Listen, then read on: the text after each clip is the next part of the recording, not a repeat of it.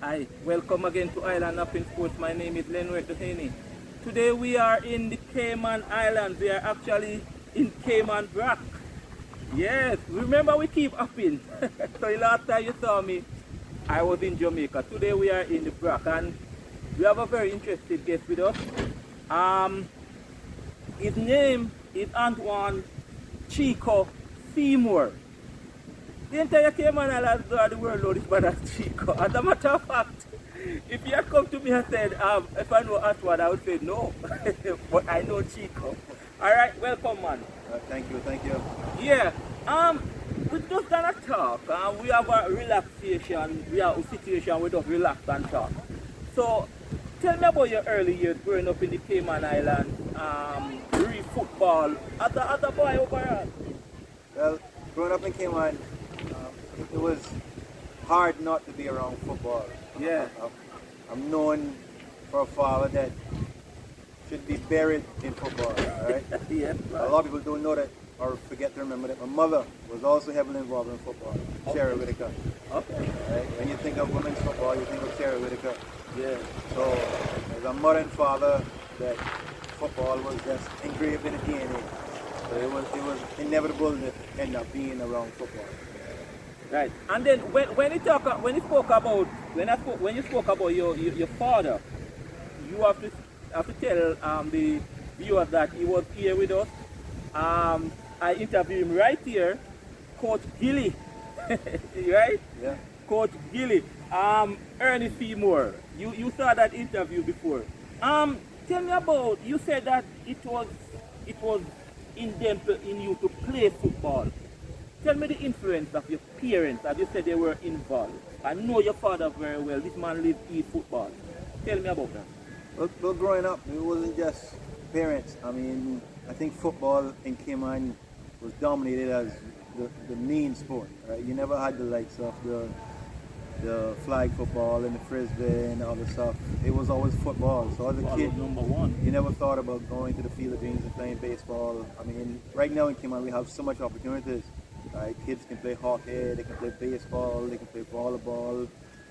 Cricket was always there, but football was always the dominant sport. So as a kid, you grew up with the likes of watching the Lees and the Aunties and the Garies and the Nikes and the Renard Moxhams, right? So as a kid, Annex was the place you wanted to be. You got to be at Annex, it was like going out to the club, right? It was entertaining. Football growing up was entertainment. There wasn't the big stuff as the Commander Bays that we have now. So as a kid, you wanted to go to the field. You wanted to be like those local Cayman players that we saw. I think that's one of the biggest issues we have now in the island. A lot of kids don't know their history. Yeah. So when you think of asking a 7-year-old or an 8-year-old or even a 13 and 14-year-old to name some of the players that are playing for football or played for Cayman, they can't name it because our history is starting to die, and we need to do more things like this, start to introduce what we actually came from. Because if you don't know where you came from, there's no way to know where you're going. Right. And you said Annex was like the nightclub you want to go to. There are so many distractions now. There's the internet. There are people not coming out again. And how can that be changed now for the youth, especially? Well, I think one of the things is, I think a lot of the restrictions has changed too. As a kid growing up, halftime, it was allowed to run onto the field and play and kick onto the goal, right? As a kid, I remember playing behind the goal and playing the little five-a-sides and usually playing the little corner between the goal and the corner flag. And as soon as the halftime whistle blew, we ran onto the field and we got to play our own little tournament. So, but now, if you look at the games, the kids are not coming there. Parents are not bringing kids to the game. Kids are not, I guess, freely welcome to explore that opportunity to go by themselves. So if a parent doesn't take them, the kids don't show up. And like you said, on the internet and the PlayStations and the Xboxes, the computers. Yeah. But I want to say, I don't think it's the PlayStation, the Xboxes, and the computers that are stopping the children. That's what they're doing. I think what's stopping them is, when I grew up, my parents took me to football. The kids now are not being taken to football, right? They're not being taken to the place to see these activities. They're being allowed to stay home and play on the Xbox and the PlayStation. Because at the end of the day, you're still a child. You're still going to do what your parents say. Yes, yes. Tell me about your level of playing football. What level did you play?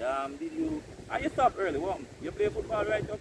Well, I played up to the senior level, but what I would say, it got to a point where my main focus was always my education. Yeah. Right? I used football as a tool to get my education. I went off to school to Tennessee, to King College first. I spent 2 years in King College playing football on a soccer scholarship. But then I got the government scholarship and went on to Florida International University, where I got my degree in electrical engineering. Okay. For me as a kid growing up, I never saw sports as an opportunity, as a profession. So I focused on my education. So when I got to a certain level, at the age of 18, 19, I started looking at more of what I can do for a career. And football wasn't that. Around that. Football never gave them opportunities, right? Of what some kids have now with the internet, where they can showcase themselves. So, as much as I loved football, I always admired my uncles, Wallen Whitaker, Troy Whitaker. They were engineers, and I wanted to be an engineer. I enjoyed football, but I wanted to be an engineer. I didn't want to be a professional football player. I wanted to be an engineer. So football bring you to, you use football as that vehicle to football as that vehicle. And it was good to you then, man? It was good to me because that's what got me in the door, Oh. right? At that time, the government scholarships wasn't as broad as they are now. So getting an opportunity to go in to play a sport to help cover your education was ideal. That a lot of kids today, I think, are missing the opportunity because they focus so much on going that professional route instead of looking at going the education route. If you look at recently Gunnar Studenhoff that just signed for one of them MLS clubs out of the draft, right? He went through the education route. Yeah. One thing I can tell people, once you got that diploma, nobody can take that away from you. Yes, that's true. And I should chip in, and that's very important. Some persons leave the education part of it and want to go straight football. But as you said, if you can get that diploma and you can get drafted same way in the MLS, and your career can go on same way. What I've identified over the years of being involved in football, I've been in football from the time I was a PV, right? Straight up until adult. Yeah. And then afterwards I got into management, where I managed almost every level. Under 13, under 15, under 17, under 20, under 23. I even did a stint with the men's program also. And what I've seen is, it's not that we don't have the talent to go that professional route, but we have the talent has to want to put in that work. Yes. I don't think we've showcased enough of the talent that's willing to put in the work. Yeah. You want to put in the work, you stand out amongst millions. You can't stand out amongst 10 or 5 or 15 or even 20. You have to stand out amongst the crowd. Like, the world is big, eh? The world is big. I mean, everybody playing football. Everybody playing football. So, I mean, if you look at CAYMAN, you say, okay, why does CAYMAN not have a professional player?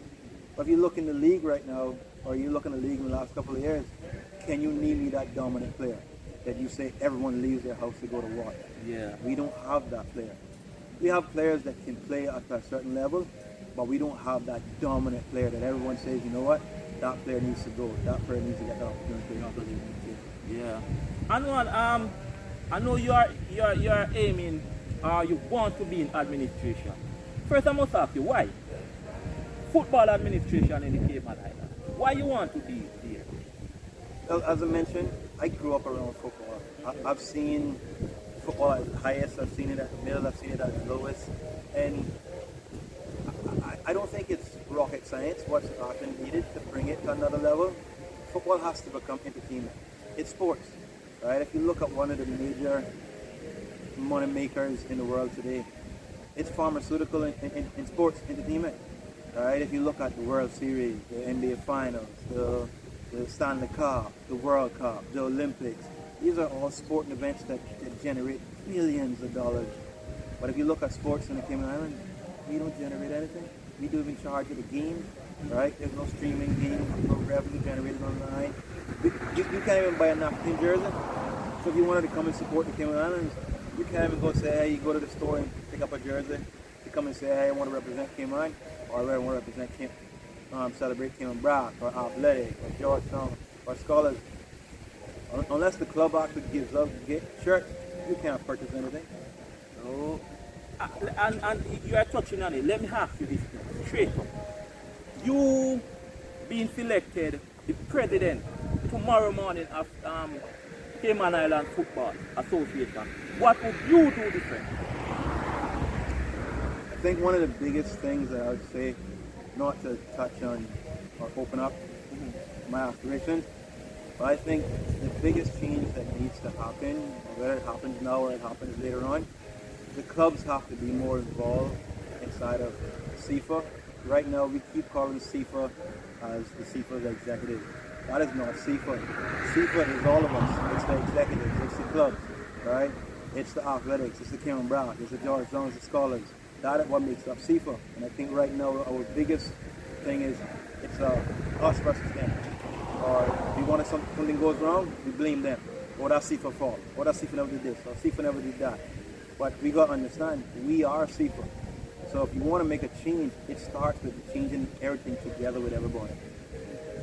And then you are saying the club. So is it that the club do not have enough power, or the club is there's a barrier between the club and FIFA? That's what you're saying, where the club say the FIFA fault, FIFA blame. I think what happened is with the clubs think that the FIFA executives are responsible for everything. Okay. But if you look at the memorandum, right, the memorandum states that the members of the Cayman Island Football Association, it's the club. If the clubs want to change something, the memorandum allows them to change it. If they want to stand up for something, the memorandum allows them to do that. Right. There are standing committees that should be in the Cayman Island Football Association that are not active. Who should be in the standing committees? A lot of the members, right? And why a lot of members like to stay on the side is because you can do that blame thing. Oh, it's SEFA. Like, you are SEFA.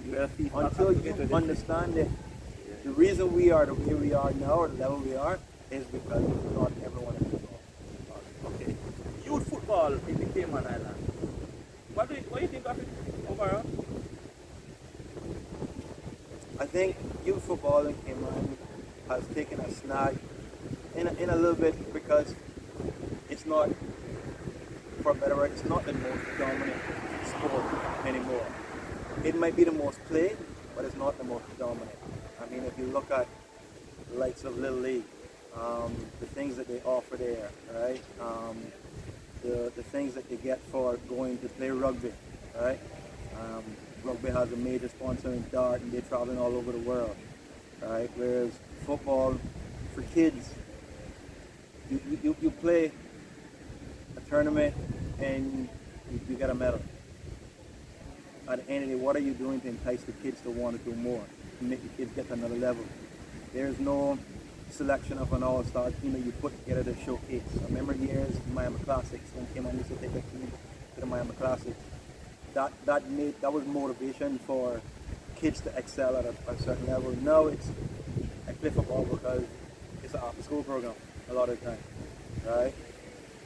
But there's no avenue to say that a 13-year-old, if you do well, this is what you can achieve in football, or you can achieve in sports. And right now, that's what's killing youth sports, not just in football, but youth sports. There is no aspirations from not just the people in sports, but I think the island as a whole, to say, I want to see Joe Smith become a professional player. So we're going to invest in his development, or we're going to create opportunities for kids to achieve this and go to another level. If you look at it, you name it. Yes, we have the likes of the Total Soccer with 345 and ESM Academy, but how much is it really producing?